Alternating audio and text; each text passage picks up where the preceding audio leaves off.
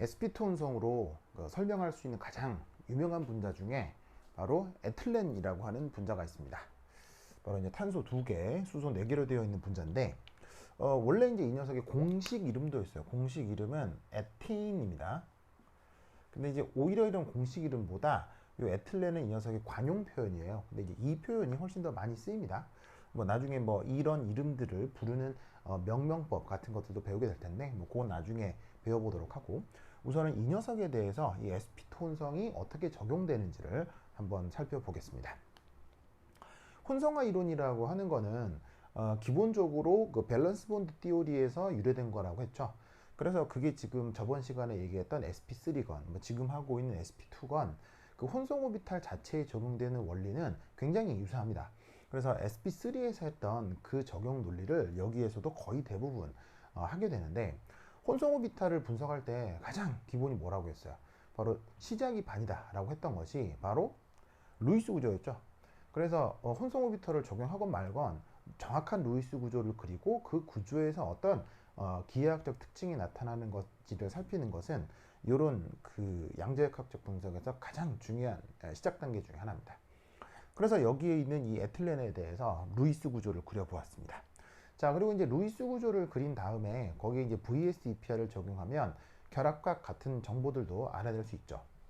그래서 이 루이스 구조를 한번 살펴보면, 자, 탄소하고 수소의 옥텟을 만족시키려고 루이스 구조를 그리면 당연히 탄소는 이중결합, 그리고 탄소, 수소 사이에는 단일결합으로 설명된다는 걸 알 수 있을 겁니다. 자, 그러면 혼성화라고 하는 건 말단 원자 말고 중심 원자에 대해서 따지는 거라고 했죠.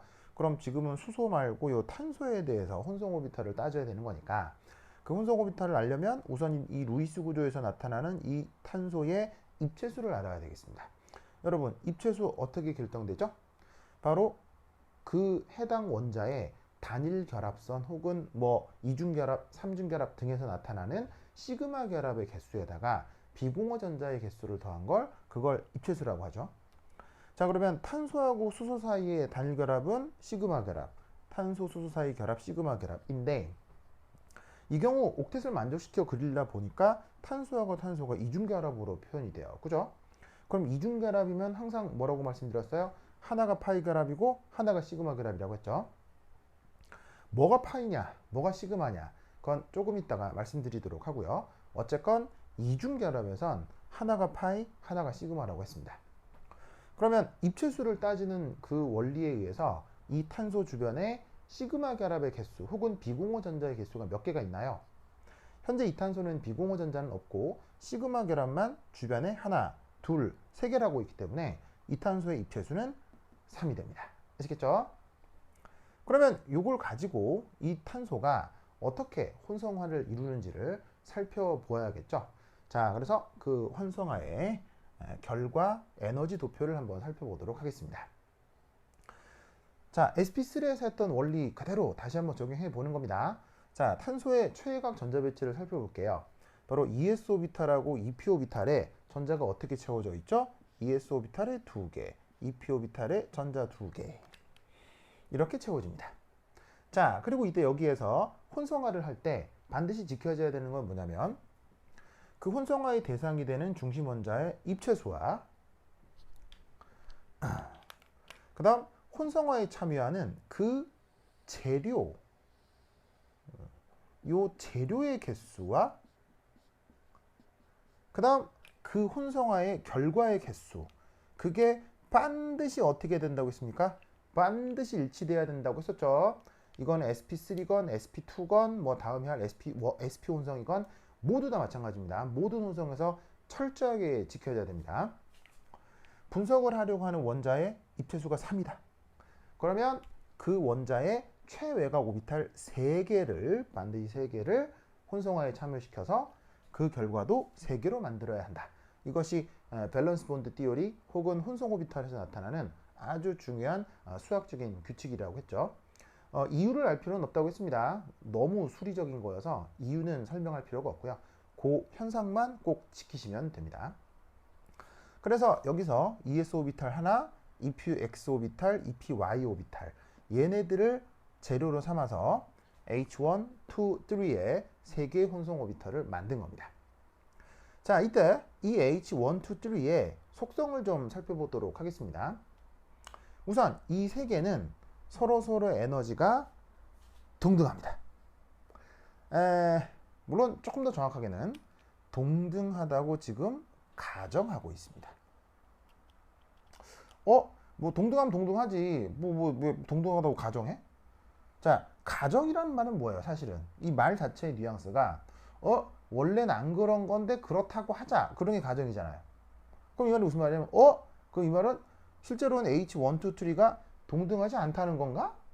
네, 실제로 이 경우는 이 H123의 에너지 준위가 동등하지 않습니다. 자, 이게 무슨 말이냐면 이 혼성화라고 하는 건 결국 뭘 설명하기 위한 거냐면 그 해당 원자의 입체수를 설명하기 위한 것입니다.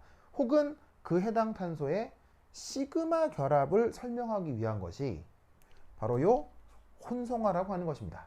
명심하세요. 혼성화는 그 중심 원자의 그 해당 원자의 입체수를 설명하기 위한 겁니다. 그럼 입체수는 뭐로 구성됩니까?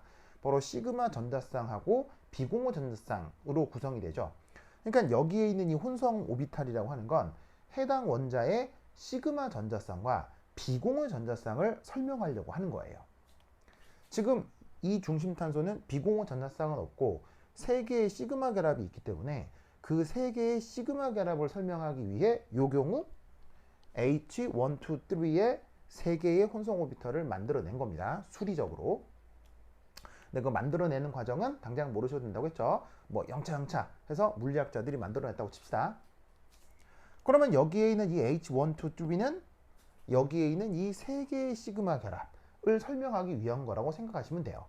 자, 그런데 이때 이 탄소 수소 결합, 탄소 수소 결합, 탄소 탄소 결합에서 나타나는 이 3개의 시그마 결합이 완전히 동등할까요? 결코 그렇진 않겠죠. 탄소 수소 결합은 기하학적으로 완전히 동등하지만 탄소 탄소 사이의 시그마 결합과 탄소 수소 사이의 시그마 결합은 확실히 구분이 될 겁니다. 무슨 뜻인지 알겠죠? 뭐 그냥 눈으로 딱 봐도 다르잖아요. 그러니까 여기 이 시그마 결합, 요 시그마 결합, 요 두 개가 서로 다르기 때문에 이것들을 설명해야 되는 H123도 사실 에너지 준위가 다를 수 있습니다. 이렇게 볼 수 있겠죠. 두 개는 같고 하나는 좀 다를 수 있습니다. 왜냐하면 두 개는 탄소 수소 결합이고 하나는 탄소 탄소 시그마 결합이니까 두 개는 동등하게 그리고 나머지 하나는 또 다르게 그리면 사실은 그게 더 정확한 겁니다. 하지만 얘들마저도 에너지적으로 다르다라고 생각하면 수리적인 계산이 좀 더 복잡해지겠죠. 그래서 이 경우 탄소 수소 결합이건 탄소 탄소 시그마 결합이건 거의 에너지적으로 동등하다고 가정하는 겁니다. 실제로는 같지 않지만 비슷하다고 가정을 해주는 거예요. 뭐를 위해서? 계산의 편의를 위해서. 지금 하는 모든 과정이 아주 엄밀한 그 계산을 포함하고 있지 않죠. 정성적인 성격만 볼 거기 때문에 이 결과도 좀 근사적으로 살펴보자는 얘기입니다. 자, 그런데 가정을 할 때는 그 가정이 이 뭐냐면은 실제와 다르다 하더라도 그 가정이 그나마 그럴듯해야 되잖아요. 그러면 이 가정을 그럴듯하게 하는 어떤 근거가 뭐냐라는 거죠. 정말로 탄소 수소 시그마 결합, 탄소 탄소 시그마 결합은 정말로 에너지적으로 유사하냐? 예, 실제로 살피면 상당히 유사합니다. 이유는 뭐 때문이냐면 바로 이것 때문입니다. 탄소와 수소 사이의 전기 음성도가 비슷하기 때문이에요. 여러분, 전기 음성도가 뭐임? 바로 어떤 원자가 자기 쪽으로 전자를 끌어들이려고 하는 속성을 그걸 전기 음성도라고 하죠. 탄소의 전기 음성도가 2.55 정도고 수소의 전기 음성도가 2.2 정도이기 때문에 이 둘은 전기 음성도가 큰 차이가 없어요. 물론 같진 않지만 거의 비슷합니다. 그러면 어떤 일이 벌어지냐면 탄소하고 수소 사이 전자쌍 분포나 탄소하고 탄소 사이의 물론 여기서는 다 시그마 전자쌍입니다. 탄소 수소 전자쌍이나 탄소 탄소 전자쌍이나 요 각 원자와 원자 사이의 전자 분포가 상당히 유사해집니다. 뭐가 비슷하기 때문에? 전기 음성도가 비슷하기 때문에. 그래서 탄소 수소, 탄소 탄소 다른 원자들이지만 탄소하고 수소 사이의 전기음성도가 비슷해서 시그마 전자쌍, 적어도 시그마 전자쌍의 분포는 유사하기 때문에 요 시그마 결합과 요 시그마 결합의 에너지 준위가 거의 비슷하다라고 가정하는 거예요. 아시겠죠? 그래야 또 계산이 편리해지니까. 그래서 요 세 개의 시그마 결합을 설명해 주는 혼성 오비탈 H1, 2, 3의 에너지 준위를 비슷하다고 가정을 해주는 겁니다. 아시겠죠? 자, 그리고 이때 H1, 2, 3 외에 에너지에 대한 얘기 외에 또 어떤 걸 또 살펴봐야 되겠어요? 바로 이 H1, 2, 3의 기하학적인 어떤 성격을 좀 살펴보아야 하는데, 자, 원래 이 구조로 다시 한번 가봅시다.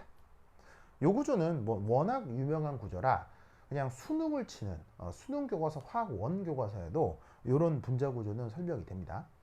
루이스 구조를 그린 다음에 VS-EPR을 적용을 해보면 이 탄소, 요 수소, 탄소 사이의 각도가 거의 어떻게 되죠? 120도, 120도, 120도가 나타나면서 이 탄소, 수소가 모두 다 한 평면에 배치가 되죠. 그래서 이 탄소하고 수소가 존재하는 모든 평면을 보통 XY 평면이라고 얘기합니다. 물론 뭐 평면은 YZ, ZX 평면도 있지만 뭐 그냥 우리가 평면 하면 보통 XY 평면이죠. 그래서 이 에틸렌에서도 여기에 있는 이 탄소하고 수소로 구성된 이 분자의 기하 구조가 XY 평면상에 배치되는 평면형 분자다. 이렇게 이제 표현을 해 주는 거예요. 무슨 뜻인지 아시겠죠? 그래서 이때 이 탄소를 중심으로 한 이 세 개의 시그마 결합도 현재 XY 평면에 이 배치가 되는 것이다 라고 생각할 수 있는 거예요. 이 시그마 결합들이. 아시겠죠? 자, 그런데 그게 여기에 있는 이 재료의 속성하고도 관계가 있는데, 여러분 그 원자 오비탈에서 S 오비탈, P 오비탈 등등의 속성 등에 대해서 공부했던 거 기억나세요? 자, S 오비탈은 생김이 어떻습니까? 동글동글한 구형이죠. 그럼 구형이라고 하는 건 특별한 방향성이 있다는 얘기예요? 방향성이 없다는 얘기예요? 이게 뭔가 좀 삐쭉빼쭉해야 그 삐쭉한 방향으로 뭔가 방향성이 있다라고 얘기할 수 있는 건데, 이거 동글동글하면 특별히 어느 방향으로 어떤 치우침이 있다고 얘기하기 어렵죠. 그래서 S 오비탈은 이 자체로 그 속성이 방향성이 없습니다.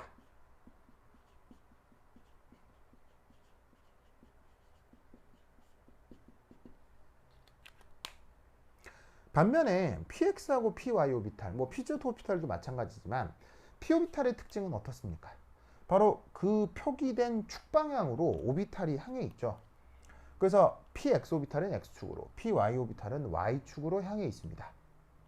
자, 혼성 오비탈 하면서 제가 무슨 얘기를 했었냐면 그 색깔 차륵 섞기 얘기를 했었죠. 흰 차륵하고 빨간 차륵을 버물버물 하면 최종적으로 균일한 핑크 차륵을 만들어낼 수 있는데, 자, 그 핑크 차륵은 당연히 흰 차륵도 아니고 이전에 빨간 차륵도 아니죠.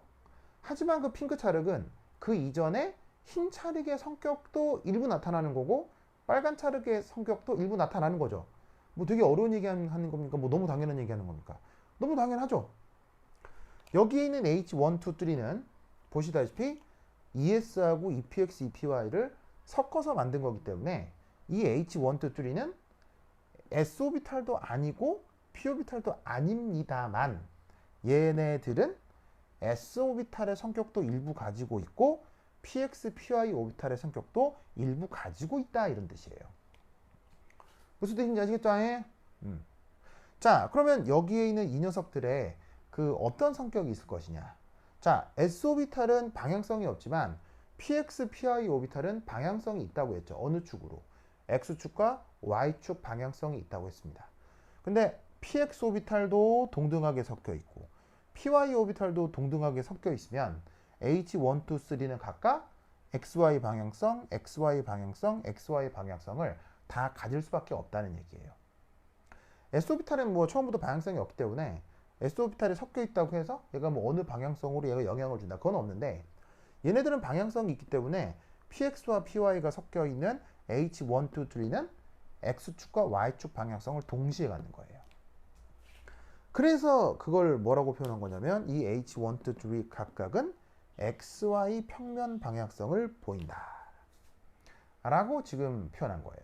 그래서 여기에 있는 H1, 2, 3는 모두 XY 평면에서만 그 방향을 보여줘요. 즉 이 H1, 2, 3는 Z축 성분 방향은 절대로 보여지지가 않는다는 얘기예요. 그걸 꼭 기억하셔야 돼요. 얘네들을 섞어 만든 그 오비탈이 지금 XY 평면이기 때문에 X축 방향성과 Y축 방향성이 동시에 나타나는 것이 H1, 2, 3다. 그리고 여기서는 Z축 성분은 나타나지 않는다. 이거를 꼭 기억해 두시기 바랍니다. 아시겠죠? 자, 그 다음 여기 있는 H1, 2, 3의 방향성을 좀 생각을 해볼 텐데요. 이 H1, 2, 3는 XY 평면 방향성을 가짐과 동시에 서로 120도가 되도록 뭐라고 했습니까? 조작되어 있다. 이렇게 말씀을 드렸죠. 자, 이게 120도이 뭐냐? 자, 실제로 실험적으로 측정된 이 탄소 주변의 각도는 121.3도입니다. 그러니까 이쪽 각도에 비해서 이쪽 각도가 조금 더 크고 여기는 120도보다 조금 작고 여기는 120도가 조금 더 크다는 얘기인데, 왜냐하면 전체적으로 한 평면에 있으려면. 이유는 뭐 때문이냐면 여기는 탄소 수소 단결합이지만 여기는 탄소 이중결합이어서 전자 간 청력이 조금 더 작용해서 각도가 조금 더 벌어질 수 있습니다. 근데 이런 식의 그 실제적인 각도를 적용을 하면 혼성 오비탈에 대한 계산이 당연히 조금 더 복잡해질 수 있기 때문에 그냥 근사적으로 이런 각도들을 모두 대략 120도 정도로 보자, 이런 얘기예요. 실제 각도는 120도가 아닌데 그냥 근사적으로 120도, 120도, 120도로 세 시그마 결합이 분산이 되어 있다 라고 살펴보자, 이런 말씀이죠. 아시겠죠? 그러면 이 세 시그마 결합을 설명하는 혼성 오비탈이 지금 H1, 2, 3니까 그 H1, 2, 3 역시 서로 120도가 되도록 이미 수학적으로 조작이 끝난 상태인 거예요. 그래서 이런 방향성을 보이도록 여기 있는 ES하고 EPX, EPY를 혼합해서 혼성 오비탈 3개를 수학자들이 이미 만들어 놓은 상태다. 이렇게 생각하시면 되겠습니다. 아시겠죠? 그래서 이 에틸렌 분자에서 나타나는 세 시그마 결합을 설명하기 위한 혼성 오비탈 H1, 2, 3에 이런 속성들이 있다는 거 꼭 기억하시고요. 자, 그리고 당연히 이 세 개는 요 놈하고 요 놈을 섞어 만든 거예요. 그러면 P보다는 S가 조금 더 안정하고 P 오비탈은 조금 더 불리하니까 얘네들을 섞어 만들어 놓은 H1, 2, 3는 ES 오비탈하고 EP 오비탈의 중간 어디쯤에 에너지가 결정이 되겠죠. 사실은 정확하게는 이 ES하고 EPX, EPY의 에너지적 평균 위치에 H1, 2, 3가 들어갑니다. 자, 근데 이때 여기에 있는 EP 오비탈, 이건 어떻게 되겠어요? 얘는 혼성화에 참여해야 안 해요. 혼성화에 참여하지 않기 때문에 얘는 그냥 그대로 존재하겠죠. 그래서 보시다시피 EPZ 오비탈은 혼성화에 참여하지 않기 때문에 그 에너지 준위를 그대로 유지한 채로 존재할 수 있게 되는 겁니다. 아시겠죠? 자, 이때 이렇게 만들어진 H1, 2, 3 오비탈의 이름 한번 붙여볼까요? 자, 서양 사람들 이런 거 이름 어떻게 부른다고 했어요? 그냥 재료의 나열이라고 했죠. 그럼 여기서 재료가 누구임? ES, EPX, EPY니까 ES, EPX, EPY 혼성이라고 하면 된다고요. 근데 이렇게 쓰는 게 귀찮기 때문에 단순히 어떻게 쓴다? S 오비탈 하나 썼고 P 오비탈 2개 써서 만든 오비탈이다 라는 뜻으로 sp2 오비탈 이렇게 표현을 하는 거야. 그렇죠? 현재 지금 이 sp2 오비탈은 H1, H2, H3의 3개가 나타나는 겁니다. 이 3개를 각각 sp2 혼성 오비탈이라고 얘네들 이름을 부르는 거예요. 아시겠죠? 자, 그러면 저번 시간에 또 언급했던 거 sp3 할 때 언급했던 S 캐릭터라고 하는 거 살펴볼까요? 자, S 캐릭터는 뭐예요? 혼성 오비탈에 포함된 S 오비탈의 정도죠. 자, S 오비탈이 똑같이 기여하고 있을 텐데 물론 P 오비탈도 마찬가지입니다. 얘들도 똑같이 EPY도 똑같이 기여를 하겠지만 ES 오비탈의 경우도 똑같이 기여를 한다면 각 H1, 2, 3 오비탈 각각에 들어있는 ES 오비탈의 정도는 어떻게 파악하시면 되겠습니까? 바로 이런 간단한 계산을 할 수 있겠죠. ES 오비탈 하나와 P 오비탈 두 개로 만든 혼성 오비탈 중 S 오비탈의 기여도 바로 33%가 되겠습니다. 이 S 캐릭터가 어떤 의미인지는 뒤에서 다시 한번 말씀드릴게요. 근데 이제 이런 식으로 간단한 산술적인 관계로 S 캐릭터를 정할 수 있다는 얘기예요. 지금의 sp2 혼성에서. 아시겠죠? 자, 그 다음 P 캐릭터라고 하는 게 있습니다. 이건 진짜 너띵인데 아무것도 아니고 하도 쓸데가 없는 건데 어떤 책에 어쩌다가 한번 언급되는 경우가 있고요. 무슨 뭐 설명에 뭐 방식으로도 사용하지 않습니다. 왜냐하면 S 캐릭터로 모든 정성적 설명을 하기 때문에 이 P 캐릭터 이런 건 뭐 거의 있으나 마나한 개념이긴 합니다만 어쩌다가 그냥 무슨 뭐 책에 한 번씩 언급될 때가 있으니까 한번 설명을 드리면 그냥 뭐다? 100% 빼기 S 캐릭터예요. 이렇게 구한 S 캐릭터에서 100을 빼주는 거야. 알겠죠? 그럼 이 경우는 뭐겠어요? 100 빼기 33 하면 지금 이 경우는 66%. 이렇게 표현되는 어떤 개념을 P 캐릭터라 한다. 라고만 기억을 해두시면 됩니다. 아시겠죠? 오케이, 됐다. 자, 그 다음 이 그래프에서 또 하나 설명되어야 되는 것. 자, 여기 이제 탄소의 최외곽 전자는 원래 몇 개임? 하나, 둘, 셋, 넷, 네 개종. 그래서 원자 상대 전자 배치는 열에 전자 배치가 된 거다. 이런 말이지요. 아시겠죠? 자, 그럼 이때 여기에 있는 요 하나, 둘, 셋, 넷 요 전자 배치 여기다가 어떻게 하라고 했습니까? 바로 짠, 짠, 짠, 짠 요렇게 하라고 말씀을 드렸죠. 기억나시죠?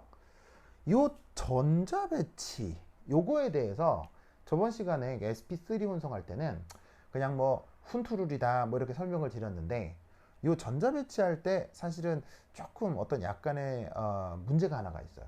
그거를 이제 뭐라고 하냐면 여기 나와 있는 것처럼 보시다시피 프로모션이라고 하는 개념이 있습니다.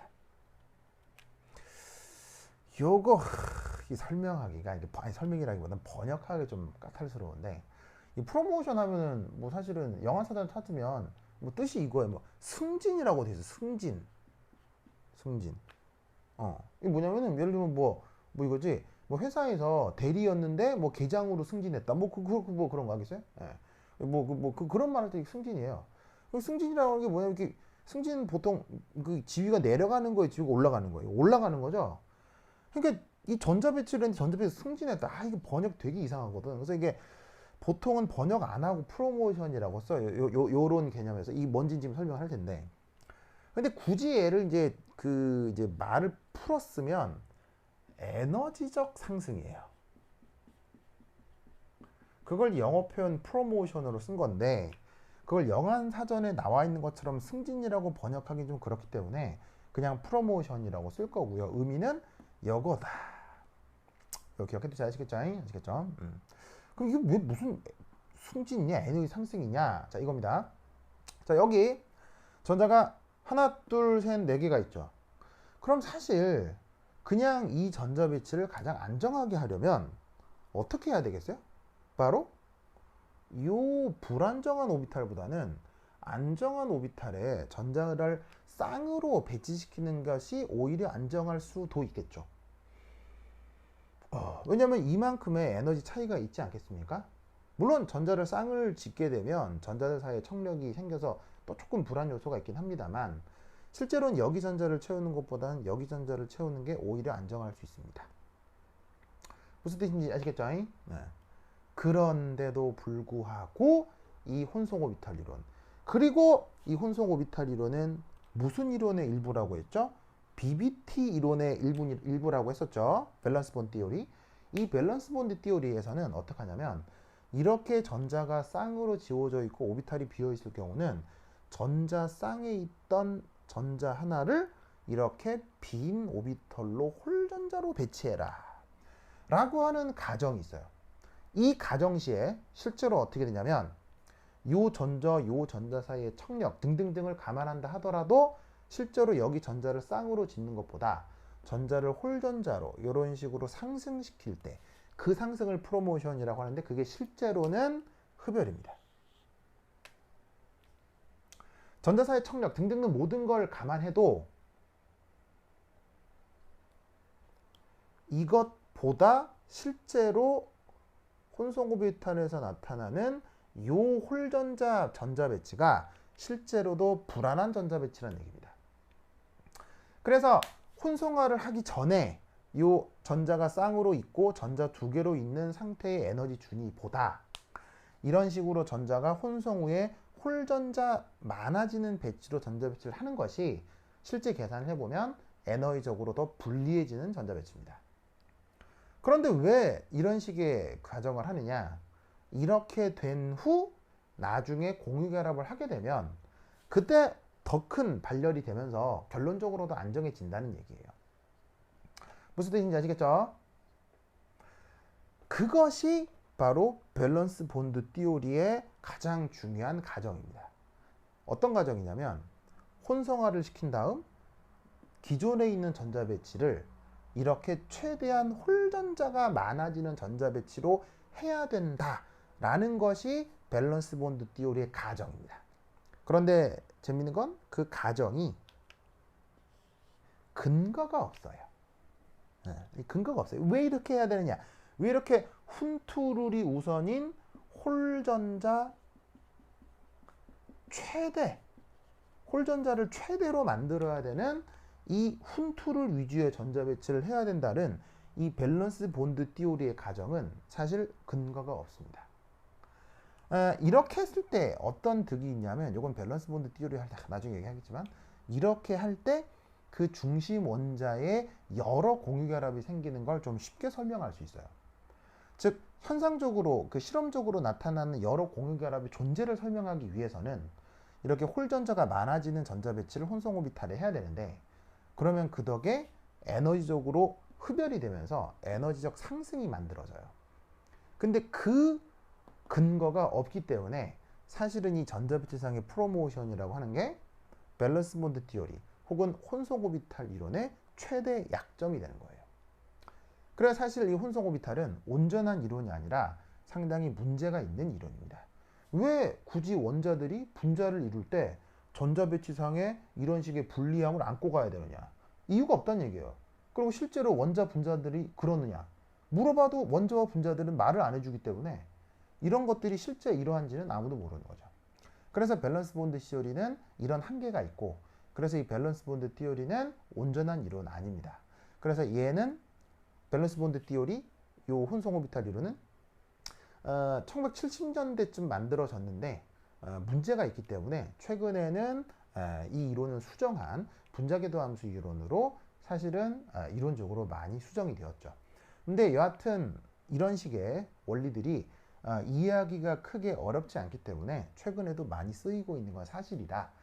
문제가 있는 이론이지만 여러분들이 이제 교과과정으로 배우고 있는 거예요.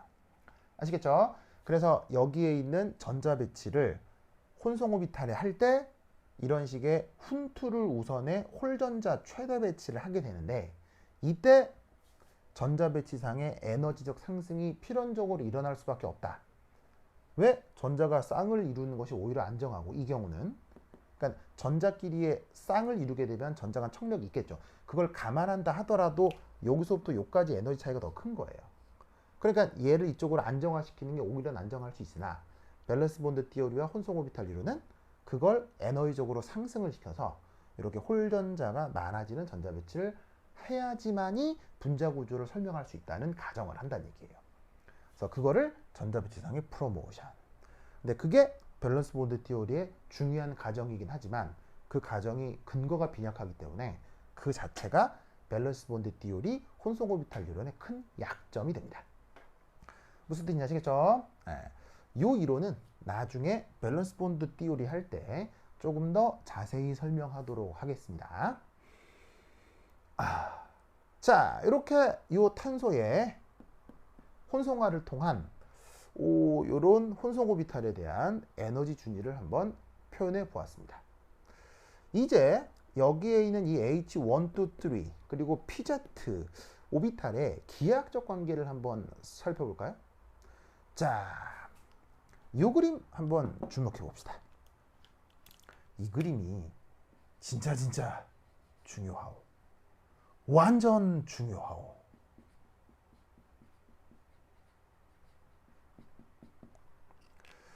뭐 지금은 아니더라도 나중에 여러분들이 유기화학을 배울 수 있는데 유기화학에 대한 이해에서 이 그림은 필수입니다. 진짜 중요한 그림입니다. 자, 이 뭐냐? 자, 우선 여기 녹색 테두리로 보인 거 있죠? 이 녹색 테두리가 어디도 있나요? 바로 여기도 있네요. 이 녹색 테두리가 지금 뭐임? 저기에 있는 XY 평면을 녹색 테두리로 그린 것입니다. 얘는 XY 평면을 이 층판 평면이랑 똑같이 보고 우리가 시선을 내려다본 거라면 이 XY 평면을 약간 비스듬히 들어서 약간 입체적으로 표현한 것이다, 이런 말이지. 아시겠죠? 그러면 이 XY 평면에 대해서 지금 여기 푸른색으로 그려져 있는 얘들 있지요? 이 각각 뭐냐? 얘가 바로 H1, H2, H3를 얘기합니다. 보이시죠? 이 H1, 2, 3 어디 있는 애들이냐? 얘들 요거 H1, 2, 3 요 각각을 그림으로 그리면 저렇게 된다는 얘기입니다. 이 H1, 2, 3가 아까 뭐라고 그랬어요? XY 평면 방향성을 갖는다고 했죠? 이 H1, 2, 3는 이런 식으로 Z축 성분은 전혀 없이 XY 평면 위로만 존재하는 오비탈들이다, 이런 말이요. 그래서 이 XY 평면 위에 H1, 2, 3를 그린 거고요. 그리고 고들 사이의 각도는 120도가 되게 조작이 되어 있다고 했죠. 그러면 H1이 됐건 2가 됐건 3가 됐건 서로의 각도는 몇 도? 120도다. 아시겠죠? 120도, 120도, 120도. 그거에 대해서 이 뻘겋게 그린 게 누구냐면요. 얘가 바로 EPZ 오비탈이 되겠습니다. 바로 여기에 혼성화에 참여하지 않은 이 오비탈이요. 요거. 자, 그러면 기하학적으로 Z축은 XY 평면이랑 수직할 수밖에 없죠. 그러니까 EPZ 오비탈은 H1하고도 휴직, H2하고도 휴직, H3하고도 휴직. 그래서 얘는 휴직. 아시겠죠? 이거. 그리고 요들 사이는 서로 120도, 120도, 120도. 그것이 여기 혼성화로 표현된 H1, 2, 3와 남아있는 EPZ 오비탈의 기하학적 관계입니다. 그것이 전자비치가 프로모션 된 후 전자가 홀전자가 뿅뿅뿅뿅 이렇게 나타난다고 했죠? 이 홀전자 하나, 둘, 셋, 네 개. 그것이 여기서 어떻게 H1에도 홀전자가 하나, H2에도 홀전자가 하나, H3에도 홀전자가 하나, 그리고 EPZ에도 홀전자가 하나.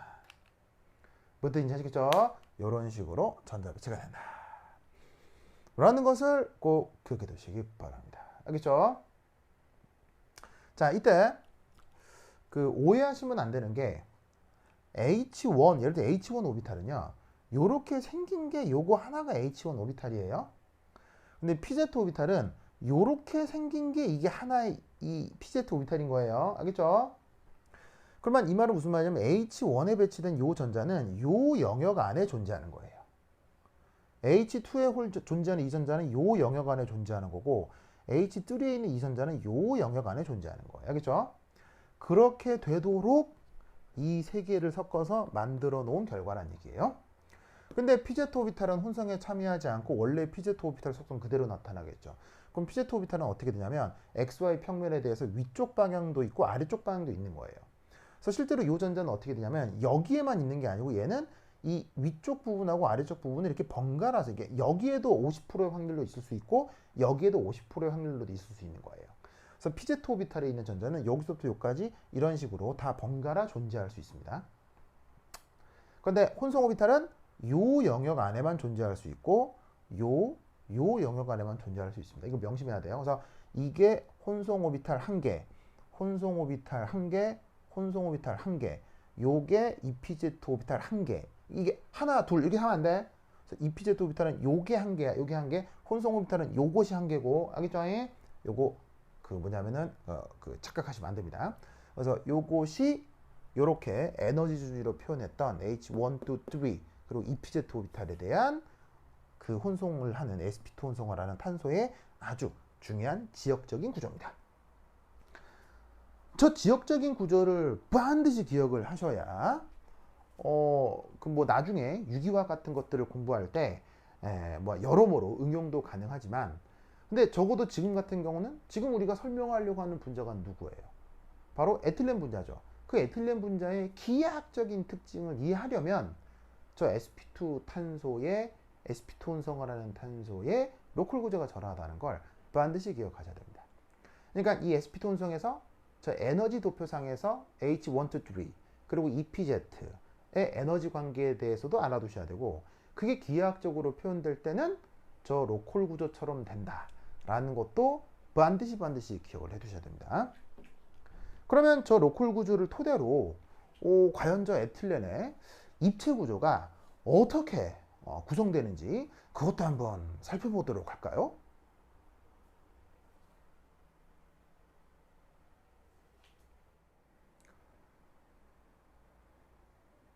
sp2 혼성으로 설명되는 에틸렌 분자는 아주 간단한 유기 분자이기는 하지만, 그 에틸렌 분자의 그 입체 구조를 이해하게 되면 우리가 평소에 언급하고 있는 시그마 결합 그리고 파이 결합, 그 녀석의 특징이 뭔지, 그리고 어떤 차이가 있는지, 그리고 각각의 화학적 성격이 어떠한지를 상당히 많은 분석을 할 수 있습니다.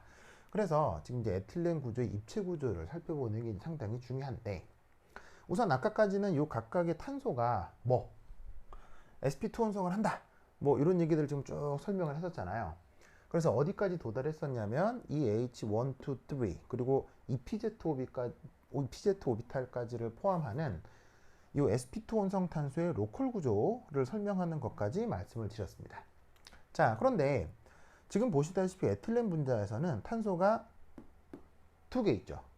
그리고 이 두 탄소는 서로 기하학적으로 다를까요? 뭐 동등할까요?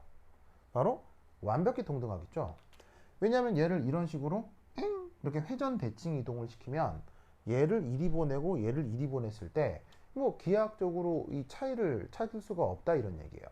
그래서 이 탄소도 완벽하게 동등하기 때문에 사실 얘가 sp2면 이 녀석도 sp2인 거죠.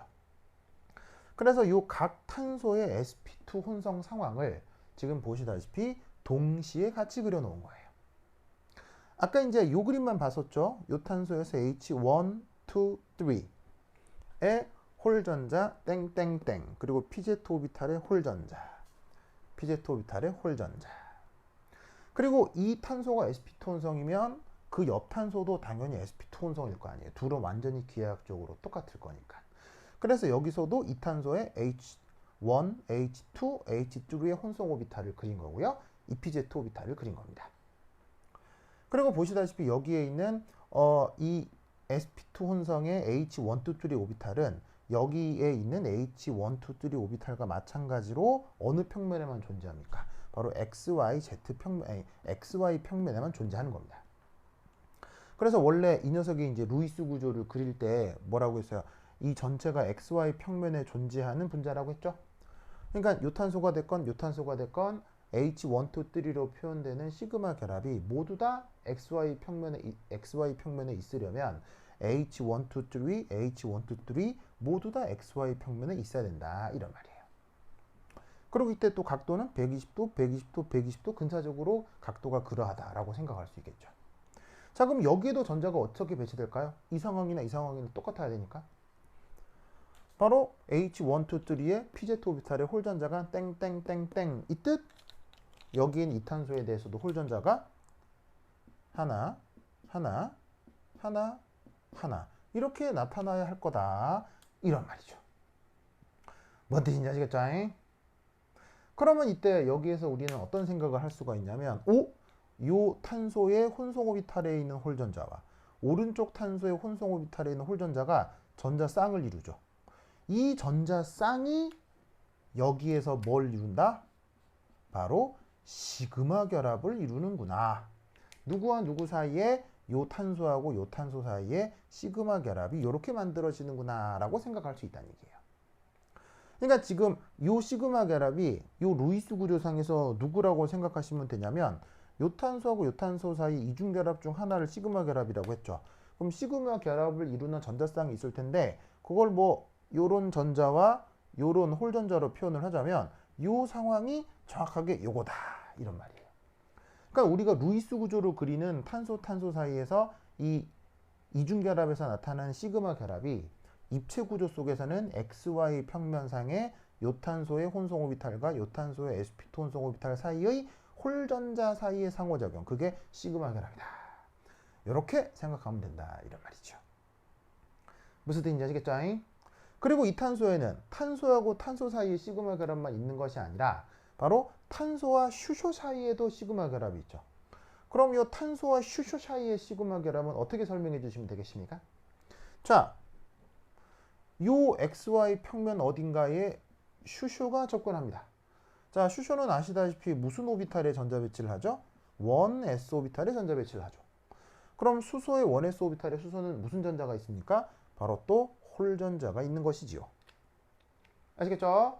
그러면 이런 식으로 이 탄소의 sp2 혼성 오비탈의 홀전자와 이 수소의 2s 오비탈의 홀전자가 여기서 또 뭘 이룹니까? 홀전자와 홀전자가 전자쌍을 이루죠? 이게 여기서 시그마 결합이라고 하는 상황이 이렇게 연출이 되는 거예요. 아시겠죠? 그러니까 루이스 구조상에서 탄소 시그마 결합, 탄소 수소 시그마 결합을 혼성 오비탈을 도입한 입체 구조에서는 탄소 사이에 sp2 혼성 오비탈 사이에 시그마 결합, 그 다음 탄소의 혼성 오비탈과 수소의 1s 오비탈 홀전자 사이의 시그마 결합이라고 표현을 해주는 거예요.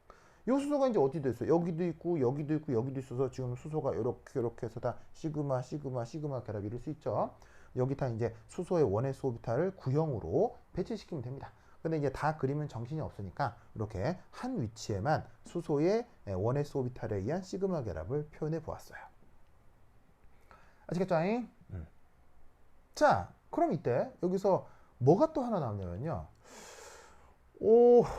그러면 이 왼쪽에 있는 탄소 EPZ 오비탈에 있는 홀전자, 그 다음 오른쪽에 있는 이 탄소의 EPZ에 남아있는 홀전자, 이게 여기서 뭔가 이게 점땡이고 점땡이 있으면 왠지 왜 그 초등학생 때 왜 그러고 있잖아요. 뭐 점을 뭐 이렇게 점을 순서대로 연결하면 뭐가 되는지 보이시오. 뭐 그런 문제들이야 초등학교 때. 그래서 뭐 점 뚝뚝뚝 있으면 예를 들면 뭐 1번, 2번, 3번 점 뚝뚝뚝뚝 연결하면 나중에 뭐 눈사람, 뭐 호랑이 뭐 그런 거 있잖아요. 초등학교 때 배웠던 것처럼. 그러면은 여기 있는 이 홀전자하고 이 홀전자 어떻게 이게 점과 점이 보니 우리 뭐 해보고 싶을까? 바로 이런 식으로 이야 하고 짝대기를 연결해 볼 수 있다 이런 말이에요. 이걸 우리가 뭐라고 파이 결합이라고 한다 이런 말입니다. 아시겠죠? 그래서 이게 지금 보시면은 요 탄소고 요 탄소와 이 사이에 빨간색으로 파이 결합 이루고 있죠? 보시다시피 여기도 전자쌍이 있을 거고 여기도 전자쌍이 있을 건데 요 탄소하고 요 탄소 사이에 요 파이 결합 전자쌍이라고 하는 게 실제 혼성 오비탈 모델의 입체 구조에서는 요 왼쪽 탄소의 EPZ 오비탈, 오른쪽 탄소의 EPZ 오비탈에 남아있는 요 홀전자들, 요들 사이의 상호작용을 우리가 파이 결합이라고 하는 거예요. 무슨 뜻인지 아시겠죠? 그래서 이 에틸렌의 sp2 혼성으로부터 입체 구조적으로 얘가 어떻게 나와 있으면, 그 다음에 요 탄소하고 수소 사이의 시그마 결합, 탄소와 탄소 사이의 시그마 결합, 그리고 탄소와 탄소의 EPZ 오비탈에서 나타나는 파이 결합을 입체 구조로 한번 표현을 해보았습니다. 자, 이때 어떤 생각을 또 하나 추가적으로 해볼 수가 있냐면, 여러분 그냥 뭐 말랑말랑 아직 딱딱하게 굽기 전인 찰흙공 하나에다가 또 다른 찰흙공을 하나를 준비를 하고, 이걸 만약에 짝대기 한 개로 연결했다고 쳐보자 이런 말이에요. 그럼 이때 짝대기를 하나만 연결하면 이 짝대기가 뭐 충분히 가늘다면 이 찰흙공하고 이 찰흙공을 딱 부여잡고 뭐 이런 식으로 뱅글뱅글 돌려도 돼요, 안 돼요? 그러니까 이제 여기에 있는 이 찰흙공하고 이 찰흙공을 가지고 보시다시피 딱 잡고 이렇게 뱅글뱅글 막 뒤튼다고 해도요, 이 결합선이 충분히 가늘면 이렇게 이런데 막 부서지지 않도록 하고 이렇게 이제 뱅글뱅글 이게 충분히 막 자유롭게 회전을 시킬 수가 있잖아요. 그래서 이게 쉽게 얘기하면 여기에 있는 요 공을 각각 보시다시피 원자라고 하고 여기에는 얘를 단일결합이라고 하면요. 단일결합을 기준으로 양쪽 원자는 언제든 자유롭게 뒤틀어질 수가 있어요. 이게 이제 나중에 유기화 같은 것에서 배울 때 형태 이성질차라고 하는 어떤 중요한 현상으로 나타나게 되는데 뭐 그건 나중에 배워보도록 하고, 여하튼 원자와 원자 사이의 단일결합은 언제건 그 원자를 뒤틀어 가면서 이 결합들이 존재하게 할 수 있다는 얘기예요. 뭐 어떤 각도로든 다 뒤틀 수가 있다는 얘기죠. 그런데 만약에 요 차력공하고 요 차력공 사이에 그 짝대기를 뭐 젓가락 같은 거를 두 개를 꽂았다고 칩시다. 여러분 짝대기 두 개 꽂으면요, 이거 마음대로 뒤틀어지나요 안 되나요? 상상해 보세요. 안 되죠? 이 상태에서 얘를 자꾸 뒤틀면 어떻게 되겠어요? 요 젓가락하고 요 젓가락이 돌아가면서 꼬이겠죠. 꼬이면서 젓가락 부딪히면서 더 이상 돌아가지 않게 될 거예요. 거기서 억지로 뒤틀면 어떻게 되겠어요? 이렇게 젓가락이 차력에 꽂혀 있는 부분들이 이렇게 막 틀어져 나오면서 얘네들이 부서져 나오게 되겠죠. 즉 얘를 파괴하지 않는 이상은 이 두 짝대기가 꽂혀 있는 상태에서 요 원자하고 요 원자를 자유롭게 돌릴 수가 없다, 이런 얘기예요. 뒤틀 수가 없다는 얘기예요. 그럼 내가 이 얘기를 왜 하느냐? 바로 여기에 있는 요 시그마 결합하고 요 파이 결합이 나타나는 이중 결합에서는 이탄소하고 이탄소를 부여잡고 뒤틀 수가 없어요.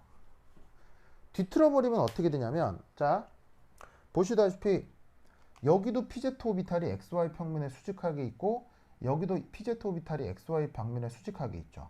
그럼 요 탄소하고 요 탄소의 pz 오비탈 두 개라고 했을 때 이 탄소 두 개를 잡고 이 둘 사이의 결합을 기준으로 뒤튼다고 하면 어떤 일이 벌어지냐면 탄소와 탄소가 가지고 있는 pz 오비탈의 방향성이 틀어지는 거예요. 그럼 어떤 일이 벌어진다? 이 전자하고 전자 사이의 상호작용이 깨지면서 여기 있는 파이 결합을 이룰 수 없게 된다, 이런 얘기죠. 무슨 뜻인지 아시겠죠? 그래서 이 파이 결합의 존재에 의해 나타나는 중요한 속성 중에 하나는 결합을 뒤틀 수가 없습니다.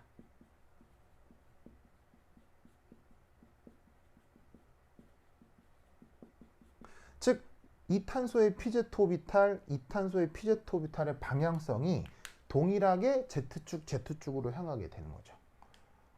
뒤틀 수 없다는 건 뭘 얘기하는 거겠어요? 바로 평면성이 유지된다는 얘기예요. 이 에틸렌 분자가 탄소 2개, 수소 4개로 구성돼서 평면을 유지한다고 했죠. 그 유지가 되는 이유가 바로 이 PZ라고, Z 오비탈하고 이 PZ 오비탈의 방향성이 같기 때문이에요. 이걸 억지로 뒤틀어 버리면 파이 결합이 깨지는 거죠. 그러니까 물론 평면성을 유지한다는 건 파이 결합을 유지한다는 가정에서 그렇고요. 얘도 뭐 억지로 아주 고에너지를 주면 파이 결합을 깰 수 있어요. 파이 결합을 깨버리면 그때는 뒤틀어지면서 평면성이 나타나지 않게 됩니다. 평면성에서 벗어나게 된다는 얘기죠. 근데 그건 억지로 고에너지를 줘서 얘를 불리하게 만들어서 그런 거고요. 안정하게 존재하는 상황에서는 얘가 평면성이 나타나야 되는데 그것을 바로 요 pz 오비탈과 요 pz 오비탈 사이에 전자끼리의 상호작용으로 파이 결합이 만들어져야 하기 때문이에요. 이게 틀어져 버리면 그 파이 결합 혹은 전자끼리의 상호작용이 불가능해진다, 이런 말이지. 아시겠죠? 그래서 요 그 에틸렌의 요 입체 구조로부터 여러 가지 파이 결합, 시그마 결합 등에 대해서 생각을 해볼 수 있게 됩니다. 자, 근데 여러분, 이 시그마 결합하고 파이 결합 얘기를 하면서요, 내가 어떤 표현을 썼었냐면 전자끼리 상호작용해서 파이 결합이 됐다, 전자끼리 쌍을 이뤄서 시그마 결합이 됐다, 뭐 이런 얘기를 했잖아요. 좀 안 이상해? 이상해야 되는데. 좀 이상해야 되는데. 안 이상해? 자, 여러분 잘 보세요. 전자는 무슨 전하를 띱니까? 음전하를 띠죠. 전자는 무슨 전하를 띱니까? 음전하를 띠죠. 같은 전하네? 그러면 같은 전하를 띠는 것끼리는 무슨 상호작용만 나타납니까? 바로 청력의 상호작용만 나타나죠. 그럼 이 말이 무슨 말이냐면 전자가 쌍을 이루? 좋다 안 좋다? 안 좋습니다. 왜? 전자끼리 거리가 가까워져서 청력이 더 세지는 거죠. 그럼 이 전자하고 이 전자하고 상호작용을 한다고 했는데 전자하고 전자가 상호작용을 하는 건 청력밖에 없기 때문에 이런 게 나타나서 청력이 나타나 불안해진다는 얘기고, 결국 이 전자끼리 청력, 이 전자끼리 청력만 나타난다라고 하면 이건 붙어야 되는 게 아니고 찢어발겨져야 되는 거죠. 그러면 에틸렌의 존재를 우리가 설명할 수가 없잖아요. 우리 지구엔 이게 있는데, 그럼 전자끼리 청력이 있으면 이거 그러면 안 되는 거 아니야? 이상한데 이렇게 되는 거 아니야? 그러니까 여기서 전자끼리 상호작용해서 파이 결합이 됐다, 전자끼리 짝을 지워 시그마 결합이 됐다라고 하는 그 표현에 뭔가 논리적 점프가 있다는 거예요. 거기서 아주 이상한데 이런 생각을 해야 된다고. 그러면 여기 있는 이 전자쌍 사이의 상호작용으로 시그마 결합, 여기 있는 이 전자쌍 사이의 상호작용으로 파이 결합이 된 건데, 이때 그러면 이 어떤 요소가 논리적인 점프가 된 건지, 혹은 시그마 결합이 뭐길래, 파이 결합이 뭐길래 그런 표현을 쓰는지를 알아야 된다, 이런 말이에요. 무슨 뜻인지 아시겠죠? 그래서 지금 설명드릴 건 뭐냐면, 그렇다면 과연 이 시그마 결합이 뭐냐, 이 파이 결합이 뭐냐, 이것을 설명드리도록 하겠습니다. 자, 우선 첫 번째, 시그마 결합.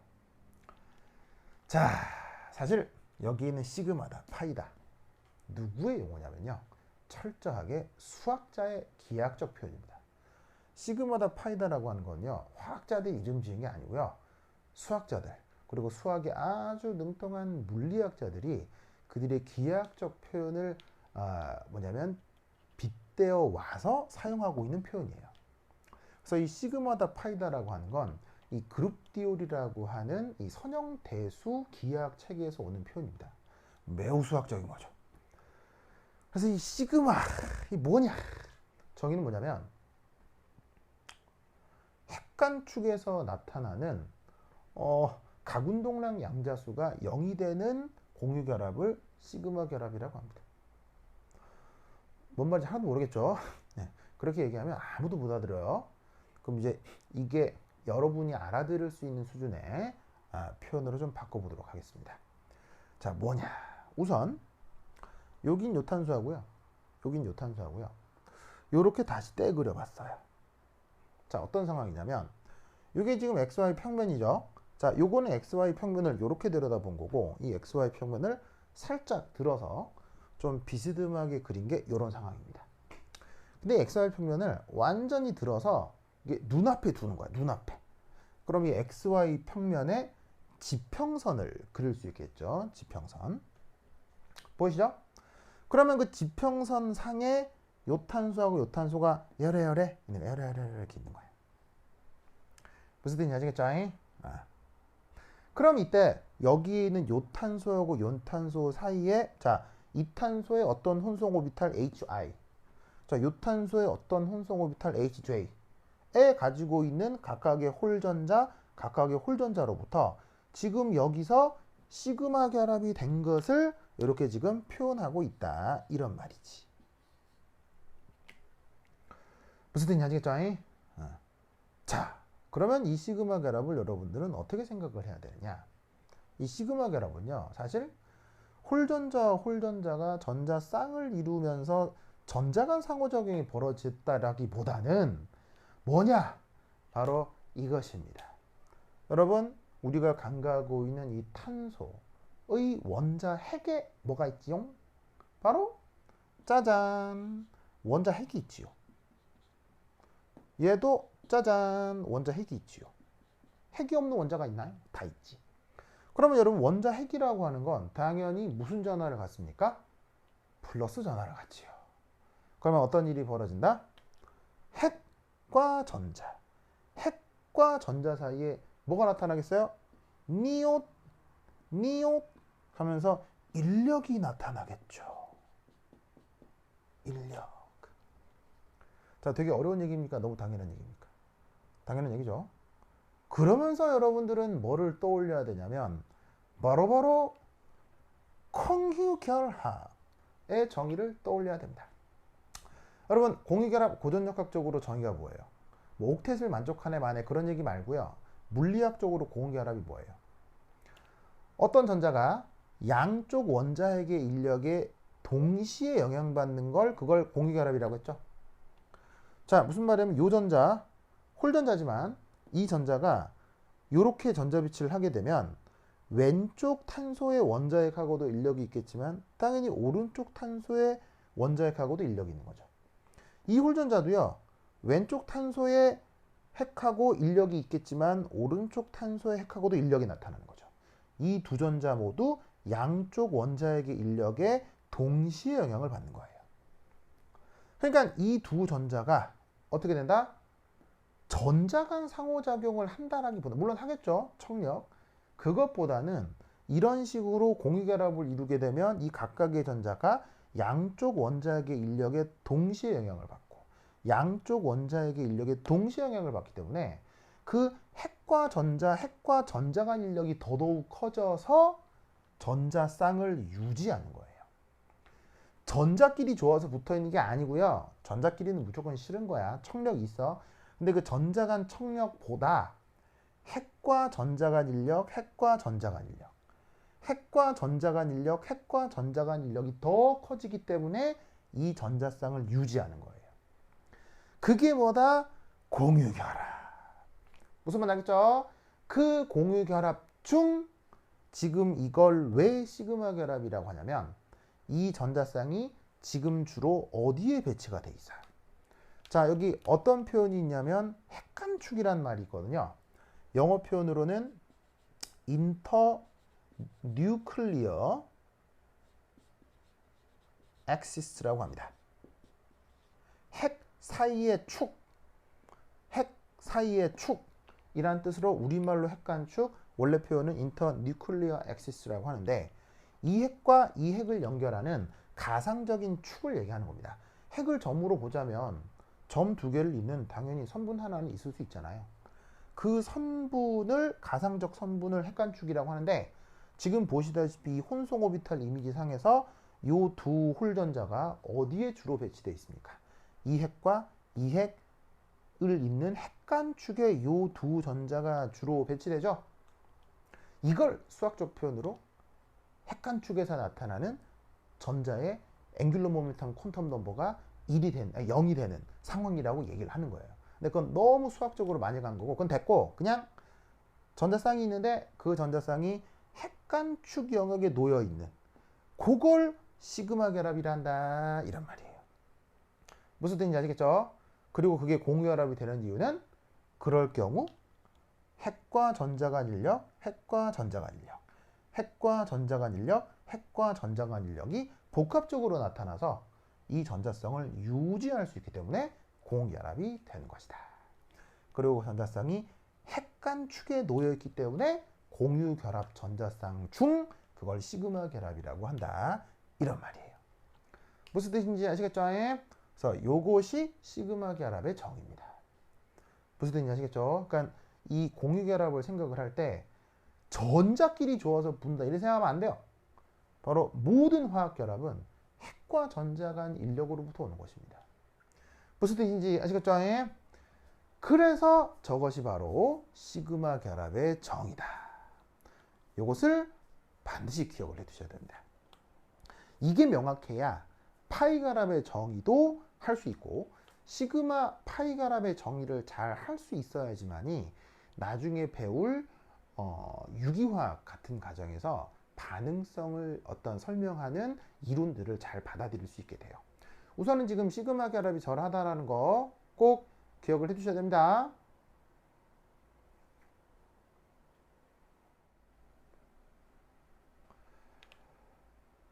파이 결합의 정의 역시 원래 매우 수학적이고 매우 물리학적입니다. 원래 정의는 이런 식의 탄소-탄소 핵간축에서 나타나는 전자쌍들의 각운동량 양자수가 1이 되는 것을 파이 결합이라고 하는데 그렇게 얘기하면 알아들을 사람이 전 세계 0.001%밖에 없기 때문에 그건 불가능하고요. 그러면 여러분들이 또 알아들을 표현으로 바꾸자면 바로 파이 결합은 이렇게 설명할 수 있습니다. 자, 그럼 이렇게라는 게 무슨 말이냐? 자, 여기 있는 이 탄소 역시나 여기 있는 이 XY 평면을 이렇게 들어갔고 여러분 눈앞에 지평선으로 이렇게 표현을 해보겠습니다. 그러면 여기 있는 이 두 탄소가 요거고, 이 각각의 탄소에 대한 EPZ 오비탈들을 지금 이렇게 그린 겁니다. 보이시죠? 그럼 당연히 XY 평면에 대해서 PZ 오비탈은 휴직할 거고요. 자, 역시나 전자끼리 뭐 상호작용을 해서 화학결합이 되는 것이 아니라고 했지요. 공유결합은 뭐? 핵과 전자 간 인력에서 기인하는 거라고 했습니다. 자, 그렇다면 뭐 전자가 있고 말고 간에 이 탄소에 뭐 있습니까? 원자 핵 있을 것이고 원자 핵 있겠죠. 그럼 이때 어떻게 된다? 여기에 있는 이 탄소 원자핵과 전자 간 인력, 요 탄소 원자핵과 전자 간 인력, 이런 식의 서로 상호 교환적인 정전기적 인력에 의해서 요 두 전자가 이 영역에 붙어 있을 수 있는 거예요. 뭐 전자끼리 좋아해서 붙어 있는 게 아니고 전자끼리는 그냥 척력이 있는 거예요. 근데 그 전자 사이 척력보다 핵과 전자 간 인력, 핵과 전자 간 인력, 핵과 전자 간 인력, 핵과 전자 간 인력, 그게 더 강하기 때문에 이 전자쌍이 여기에 붙어 있는 것이다, 이런 말이지. 무슨 말 알겠죠? 그것을 파이결합이라 한다, 이런 말이에요. 뭐 뜻인지 아시겠죠? 그런데 그것이 앞서 말씀드렸던 시그마 결합과 무슨 차이냐면, 시그마 결합 전자쌍은 어쩔 수 없이 탄소하고 탄소의 핵간축이 있을 수밖에 없어요. 왜냐하면 이 혼성 오비탈 자체가 핵간축을 향하고 있기 때문에 거기 배치되어 있는 전자들 역시 핵간축이 있을 수밖에 없지만, 파이 결합을 이루고 있는 전자는 PZ 오비탈의 속성 때문에 XY 평면을 벗어나 있는 거예요. 그럼 당연히 이 전자는 탄소하고 탄소의 핵간축 영역이 있을 수가 없는 거죠. 바로 핵간축에서 벗어나 있을 수밖에 없는 겁니다. 그것이 시그마 결합과 파이 결합의 차이인 거예요. 그래서 핵과 전자 간 인력, 핵과 전자 간 인력이 나타나지만 그 전자가 탄소 그 두 원자의 핵간축에서 벗어나 있으면 그걸 파이 결합이라 한다, 이런 말씀이죠. 무슨 뜻인지 아시겠죠? 이것이 시그마 결합과 파이 결합의 차이인 것입니다. 자, 이때 요 그 탄소 사이에 그 파이 결합을 조금 더 뭐냐면은 설명을 좀 드리면, 그럼 이제 요 모델에서 설명드리는 것이 조금 편하겠습니다만, 여러분 잘 보세요. 여기도 하여튼 원자 핵이 있고 여기도 원자 핵이 있죠. 그럼 사실은 핵 입장에서는 이것도 전자고 이것도 전자잖아요. 그럼 핵 입장에서는 요거하고도 인력이 있고 요거하고도 인력이 있겠죠. 그럼 여러분 잘 보세요. 핵 입장에선 시그마 전자쌍하고의 인력이 더 크겠어요? 아니면 파이 결합하고 파이 전자쌍하고 인력이 더 크겠어요? 당연히 평균적으로 핵은 시그마 결합 전자와 정적이적 인력이 더 클 수밖에 없어요. 왜? 딱 봐도 상대적으로 어떤 원자핵에서 시그마 결합 전자 사이의 거리와 어떤 원자핵과 파이 결합 전자 사이의 거리를 비교하면 당연히 어디가 더 멀고 어디가 더 가깝습니까? 핵에서 여기까지 거리는 가까운데 얘도 마찬가지예요. 핵에서 파이 결합 전자까지는 멀 수밖에 없어요. 무슨 뜻인지 아시겠죠? 그러다 보니까 파이 결합을 이루고 있는 전자는 핵에서부터 거리가 멀고, 거리가 먼 만큼 인력은 더 크겠습니까? 인력이 더 작겠습니까? 인력이 더 작아진다, 이런 말이지. 그럼 여러분, 어떤 원자 사이에 시그마 결합도 있고 파이 결합도 있다고 했을 때 이때 둘 중에 어디가 더 강한 결합이고 어디가 더 약한 결합이겠습니까? 당연히 파이 결합이 더 약할 수밖에 없다, 이런 얘기예요. 왜? 화학 결합은 근본적으로 누구와 누구 사이의 인력? 핵과 전자 사이의 인력이 그게 화학 결합이에요. 그런데 이때 파이 결합은 핵과 전자 간 거리가 멀기 때문에 인력이 작고 그것이 결합력이 약한 것으로 나타난다, 이런 말이에요. 무슨 말인지 알겠죠? 자, 그러면 결합력이 약한 애는 그 상태를 잘 유지하려고 하겠어요? 뭐 조건만 있으면 막 확 변할 수 있겠어요? 결합력이 약하니까. 결합력이 약하니까 확 변할 수 있겠죠. 그래서 파이 결합은 반응성도 더 큰 거예요. 누구에 비해서? 시그마 결합에 의해서. 그래서 어떤 화학 반응이 일어날 때 시그마 결합보다는 파이 결합에서 반응이 더 우선적으로 먼저 나타나게 됩니다. 이런 것들이 이제 나중에 유기화 같은 것들을 배우면 엄청나게 자주 보게 될 텐데, 그 모든 상황을 이런 식의 고전역학적 상호작용으로 생각해 볼 수 있는 거예요. 그러니까 이게 양자역학이라고 보면 그런 게 보세요. 그냥 거리에 따라 인력이 강하다 약하다 이렇게 얘기를 하잖아요. 그러니까 그 분자 구조를 파악할 때도 그 양자역학뿐 아니라 고전역학적 해석도 굉장히 중요한 거예요. 아시겠죠? 요것이 시그마 결합과 파이 결합의 차이다. 시그마 결합은 뭐? 전자쌍이 핵간축에 있는 거.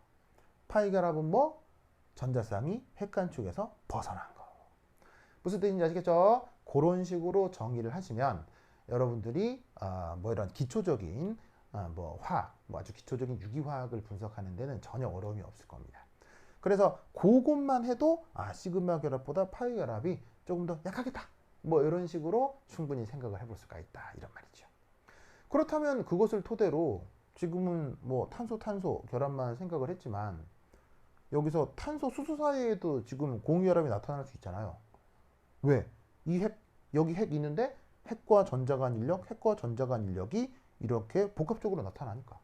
그럼 아까 시그마 결합, 파이 결합의 정의에 따라 이 전자쌍은 이 탄소하고 수소 사이에 시그마 결합인가요? 파이 결합인가요? 시그마 결합이다 이런 말이에요. 왜? 이 경우 탄소하고 수소의 핵간축을 가상적으로 이렇게 연결하면 되는 거죠. 그러면 탄소하고 수소의 핵간축에 이 전자가 있잖아. 그럼 얘 또한 시그마 결합이 되는 거예요. 무슨 뜻인지 아시겠죠? 물론 조금 더 정확한 수학적 그다음 기하학적 정의가 있습니다. 시그마 결합과 파이 결합을 구분하는. 근데 그거는 나중에 몰리큘러 오비탈 띠오리를 할 때 조금 더 말씀드리도록 하고요. 지금 요 정도 수준에서는 시그마 결합과 파이 결합을 이런 식으로 구분하시면 충분합니다. 알겠죠? 그래서 방금도 아까도 이제 말씀드렸다시피 에틸렌 분자가 아주 간단한 분자긴 하지만 저 에틸렌 분자를 통해서 sp2 혼성이 어떻게 구성되는지도 설명이 가능하고, 그리고 그 sp2 혼성으로 설명되는 에틸렌 분자 안에서 시그마 결합과 파이 결합의 정의, 그리고 시그마 결합과 파이 결합의 속성 등에 대해서도 충분한 이해를 할 수 있게 되는 거예요. 그래서 저 분자의 구조를 저런 식으로 표현하는구나를 꼭꼭 기억해 두시기 바랍니다.